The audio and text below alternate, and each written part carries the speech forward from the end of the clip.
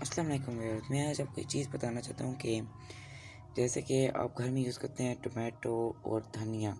तो अगर किसी को प्लांटिंग का शौक़ है तो वो धनिया और टोमेटो के जो बीज हैं वो यूज़ कर सकते हैं। लेकिन अगर धनिया आप लगाना चाहते हैं तो घर में अक्सर आप देखते हैं कुड़वे धानी, जिसको हम अपनी लैंग्वेज सराइकी में कहते हैं, वो आप लेकर उसको आप डाल सकते हैं। और टोमेटो के बीज बाज़ार से लेकिन वो दोनों बीज हैं, लेकिन वो कोल्ड विंटर सीज़न में लगते हैं। जिस तरह मैंने यहाँ डाला है ना बीज, इसमें डाले हैं टोमेटो और धनिया दोनों मिक्स डाले हैं।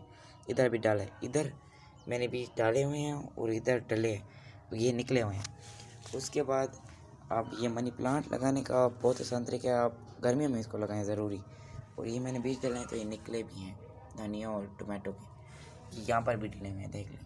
Please like my channel and subscribe my channel and give me likes and give me more love. Please subscribe.